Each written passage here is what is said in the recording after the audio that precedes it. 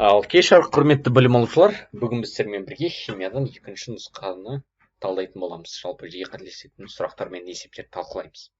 Егер сіз бұл нұсқаны орындамаған болсаңыз, онда төменгі видеоның описаниясына кіріп қараңыз. Сол жерде міндетті түрде сіз осы нұсқаны табасыз және видеоны көрмес бұрын сол нұсқаны талдап шыққаныңыз дұрыс болады.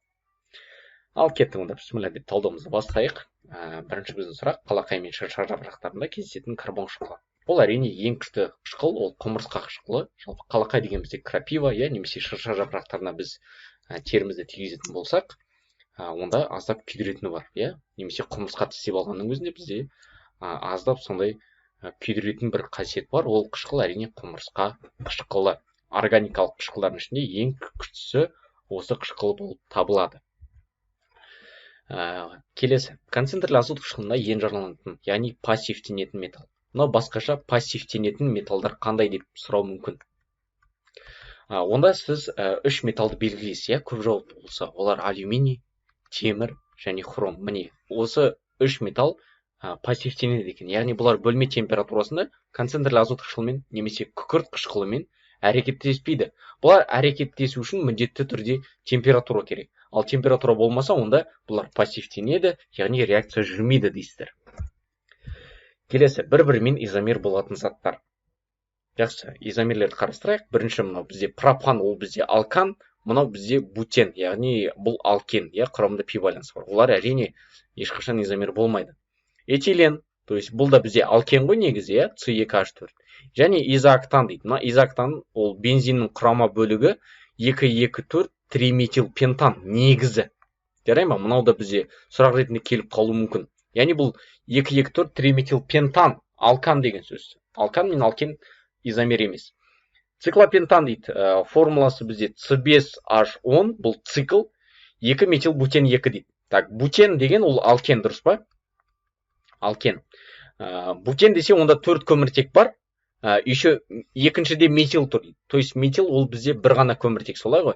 Онда бірге 4-ті қосаңыздар, сіздерде реально мұнда 5 көміртек. Ал алкен болғандықтан оның формуласы да С5H10 болады екен. Міне сондықтан мынау С варианты дұрыс. Яғни цикла алкандар мен алкендер бір-біріне классаралық изомер. Солай ғой? Қалған жауаптарды да бір қарап шығайық. Ацетилен дейді. Енді өздеріңіз жақсы таныс. С2H2, пропен ол С3H4. Мына екеуі бір-біріне изомер емес, мына екеуі бір-біріне гомолог, то есть туысқан деген сөз, Анау айырмашылығы бір немесе бірнеше С2 топтарына болатын көмірсутектер қатар деп келетін еді. Яғни бутен мен бутен екеуі екі түрлі нәрсе, формулалары бірдей емес. Болды. Келесі: никель өршіткісінің қатысуымен сутекпен әрекеттесетін зат. Жалпы сутекпен әрекеттесу үшін мына көмір сутектер ғой барлығы берілген. Ол қанықпаған болу керек. Солай ғой? Яғни қанықпаған болу керек.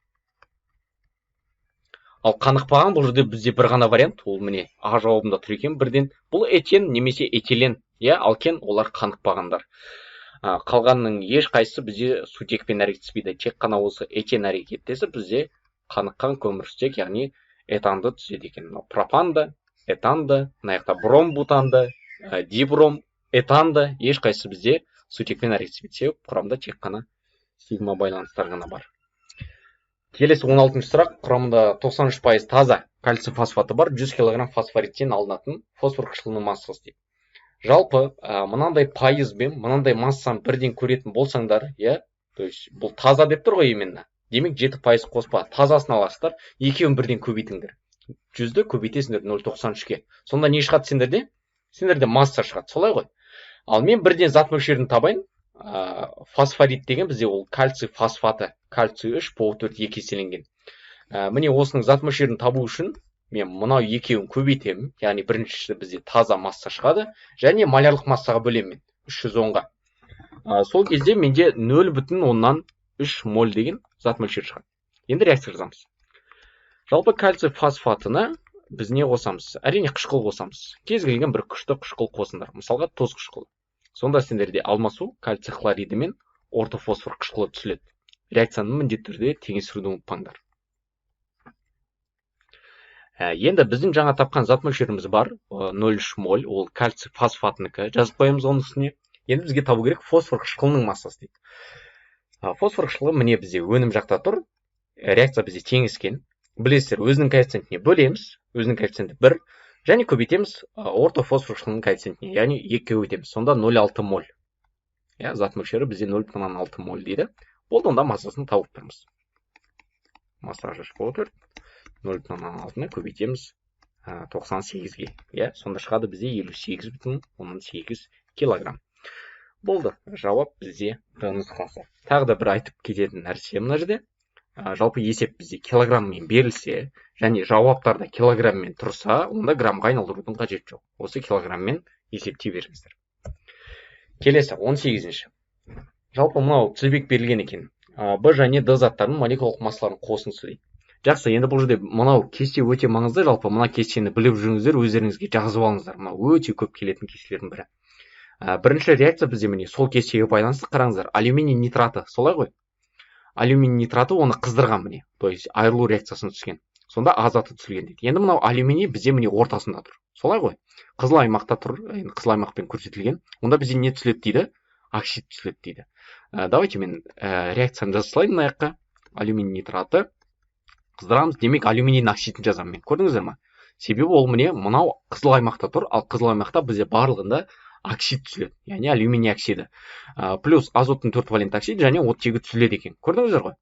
Сонда мына жақта бізде ең маңызды ол әрине А заты, ол алюминий оксиді деген сөз. Енді ары қарай осы оксидке қосқан бізде тұз қышқылын, H хлор.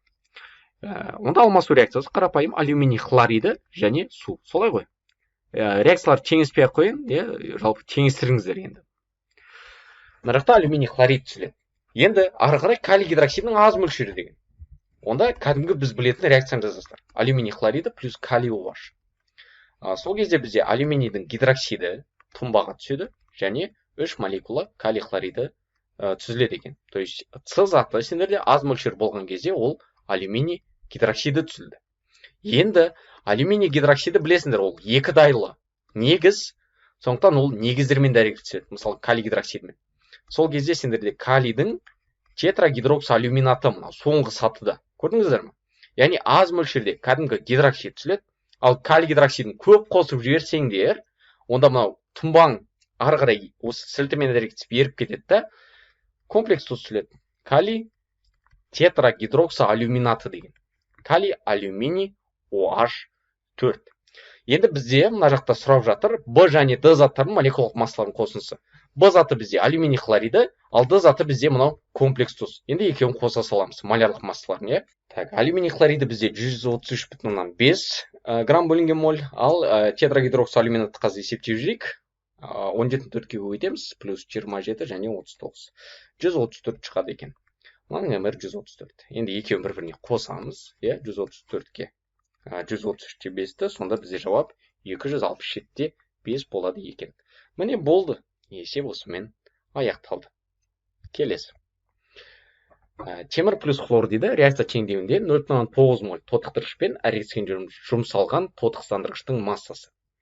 Жақсы, енді бұл жерде бірнеше нәрсені білу керек. Бірінші ол темір мен хлор әрекеттескен кезде бізде міндетті түрде темірдің 3 валентті хлорид түзілуін білуіміз керек, Осы маңызды. Арғы енді теңестіреміз. 2, мына жаққа 3. Енді тотықтырғыш. Жалпы ең күшті тотықтырғыш ол бізде фтор, яғни бейметалл, солай ғой. Енді тотықтырғыш бұл бізде әрине хлор. Оның зат мөлшері 0,9 дейді. Онда бізге темірді анықтау қажет. Жалпы темір бізде тотықсыздандырғыш, ал хлор бізде тотықтырғыш. Міне, ТТШ мен ТСШ үнемі тек қана реагент жақта болады. Өнім жақта тотықтырғыш та жоқ, тотықсыздандырғыш та жоқ. Осыны естен шығармаңыздар. Енді мына зат мөлшері 0,9-ды 3-ке бөлеміз және көбейтеміз 2-ке. Себебі біз темірді анықтап жатырмыз ғой. Онда темірдің зат мөлшері 0,6 болады екен. Осы жерден темірдің массасын анықтайық. 0,6-ны көбейтеміз 56-ға. Шығады бізде 33,6 грамм. Болды. Яғни Б жауабын белгілейсіздер. Келесі.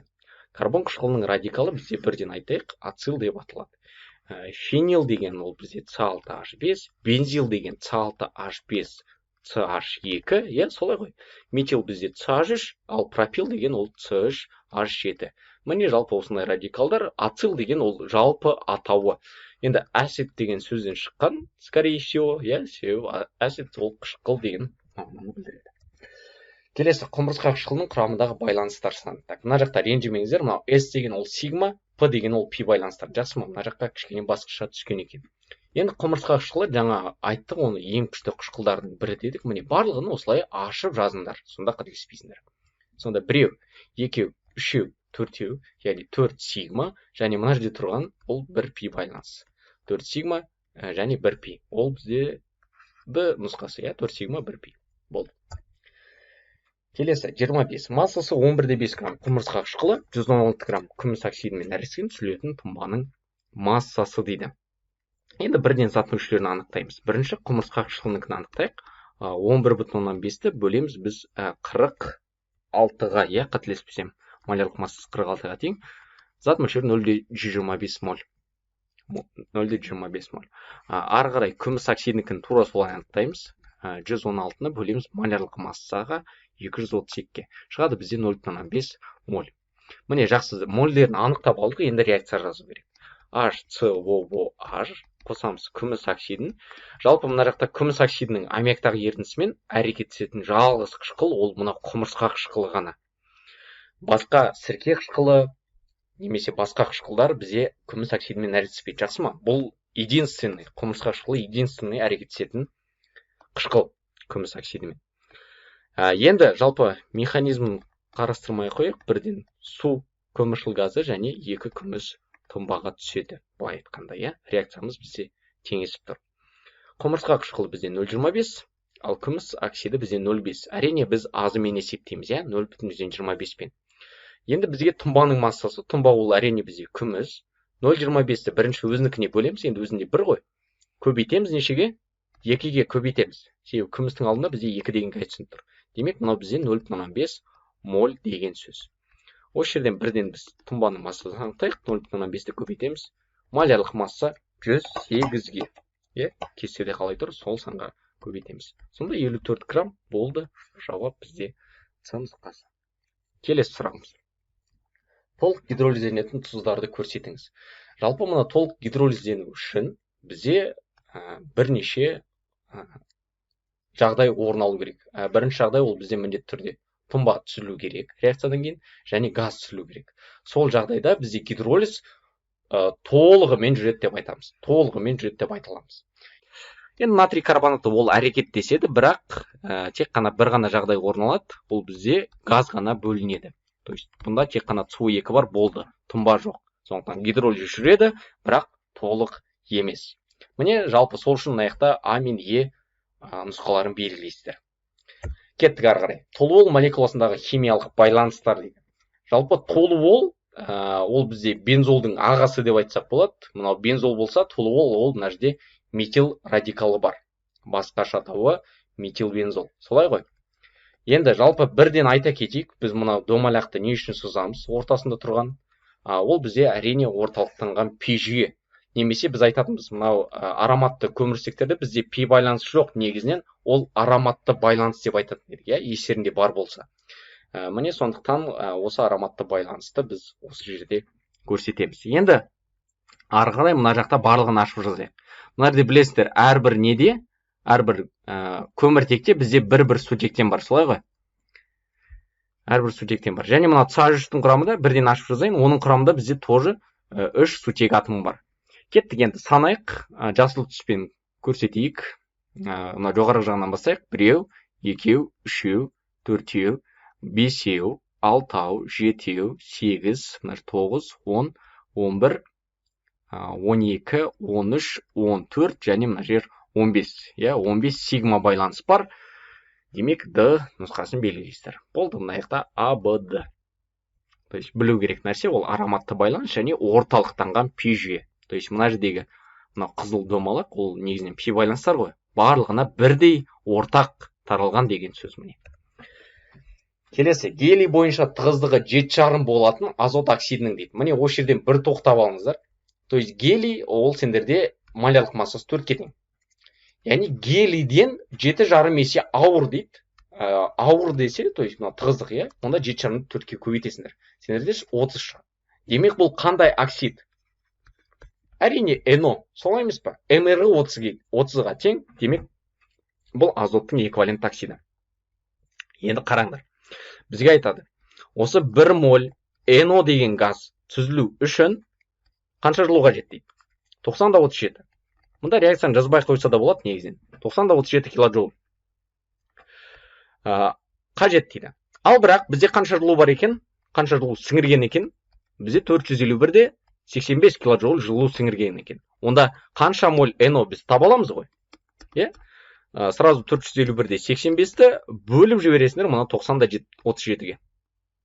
90-37-ге. Шығады сондарды 5 моль. Яғни 5 моль қандай оксид? Азоттың эквивалентті оксиді. Болды, енді бізге айтып жатыр. Бұның массасы мен көлемі дейді. Енді көлем бірден анықтап жейік. 5-ті 22-де 4-ке көбейте саласыңдар, 112 литр. Солай емес пе? Мына жақта міне 112 литр, кешірім өтінемін. Мынау жауапты белгілейсіздер, 112 литр деген. Енді ары қарай массасын. Мольді малярлық массаға көбейтесіңдер. Молі бізде 5, малярлық массасы 30, көбейтсеңдер 150 грамм. 150 грамм сендерде ол міне тұр. Мына вариантты белгілейсіңдер. Және мынау 0,15 килограмм түрінде белгілейсіздер. Сонда міне мына жақта 3 дұрыс жауап болады екен. Болды, есеп аяқталды. Қатты бір қиын емес, негізінен шығаруға болады. Келесі. Көлем 500 мл, метан мен этилен қоспасы 50 грамм бром суын түзендірді. Бром суындағы бромның массалық үлесі 4-7% болса, қоспадағы этиленнің көлемдік үлесі. Жақсы. Енді біріншіден не істейміз? Біз мына 50 грамм бром суын және оның пайызын көріп тұрмыз, солай ғой?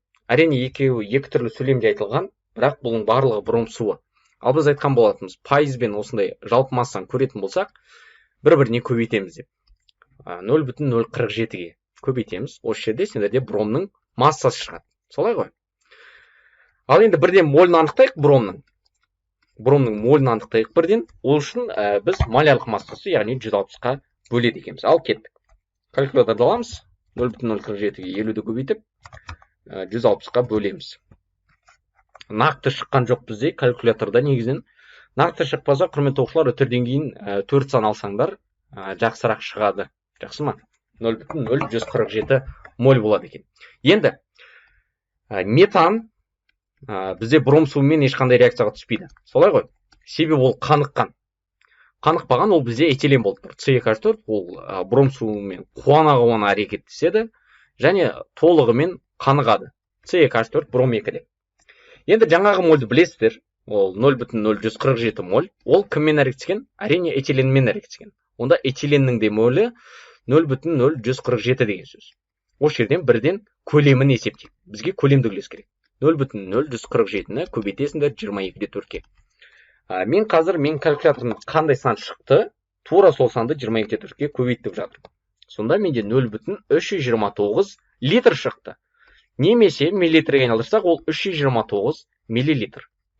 Міне көлемін анықтадық біз этиленнің.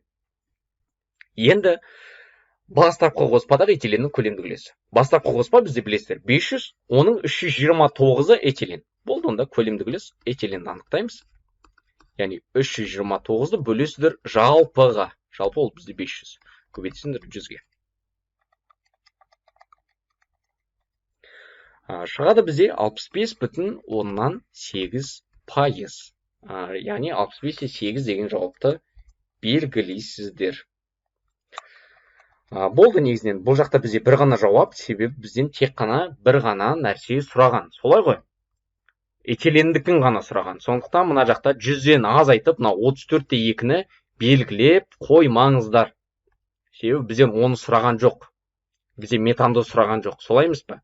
Бізден тек қана этиленді сұрады. Сондықтан біз тек қана Д жауабын белгілейсіздер де, осы есеп үшін 2 балл аласыздар. Ал мына жақта F жауабын белгілеп қойсаңдар, уже есептерің қате болып саналады. Себебі сендерден оны сұраған жоқ.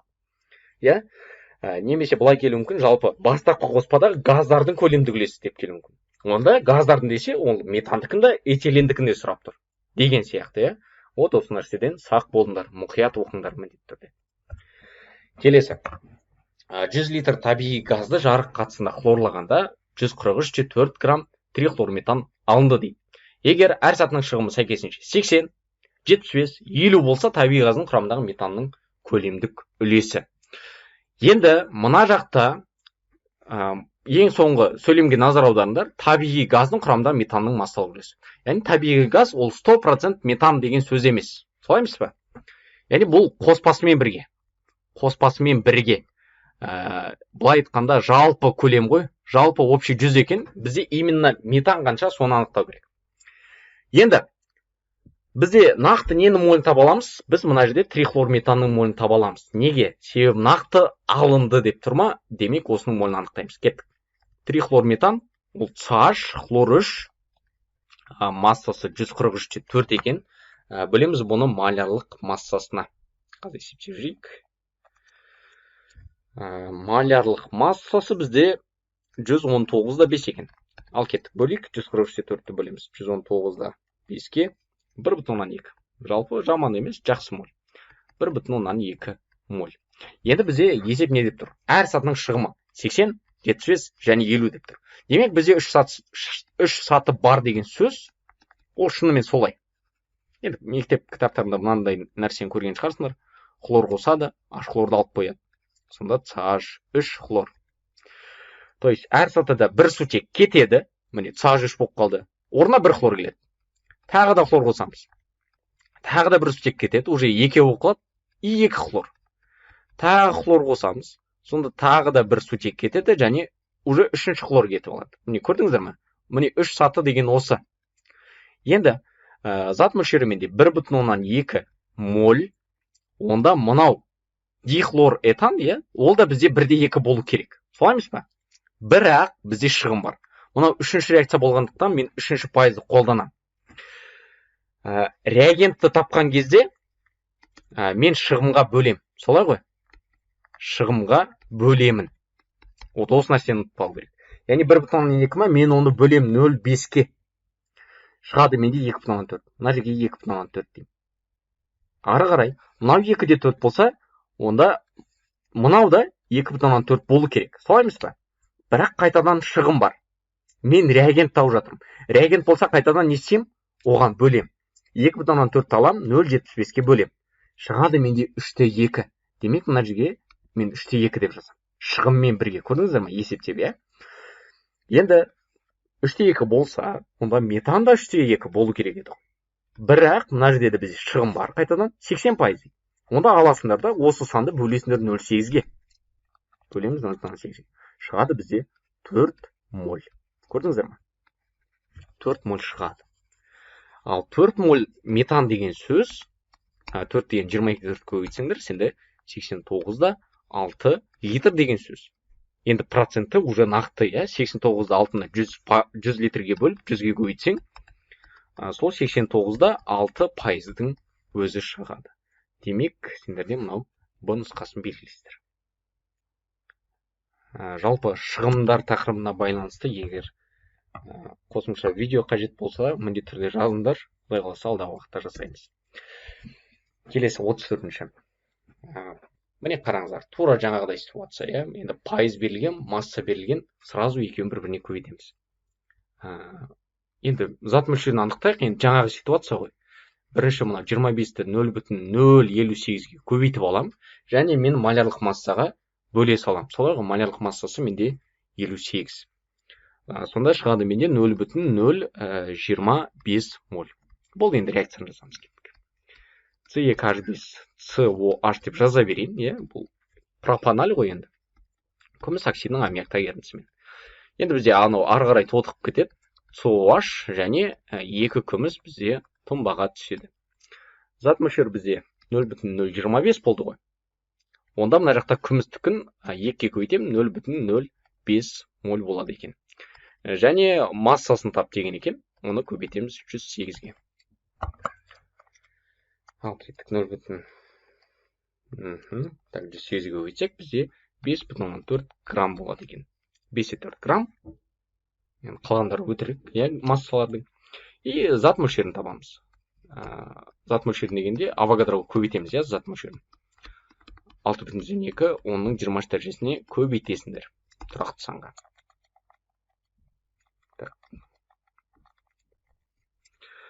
Сонда шығады екен бізде 0,301 көбейтілген оның 20 дәрежесі. Осы жерден байқаңдар, міне F жауабын белгілейсіздер. Мұна дәреже айтпақшы, тоже қателесіп кетіп қалған.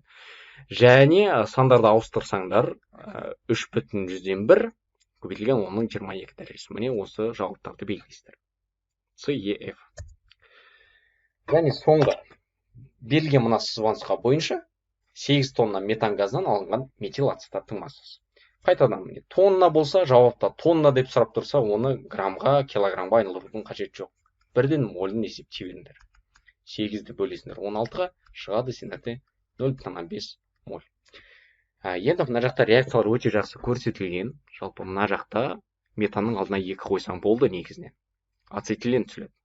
Ацетилен мен мына жақтағы ол тең. Солай емес пе? Ацетальдегид. Оны ары қарай тотықтырған, онда да көміртектің саны әлі тең. Сондықтан ешқандай теңестірудің қажеті жоқ. Ал мына ең соңғы реакцияда мына жақта байқасаңдар, сутектің орнына CH3 келді. Демек, мынаған метанол қосты деген сөз. Бірақ бәрібір енді бұл жерде бізде коэффициенттер сақталады. Солай емес пе?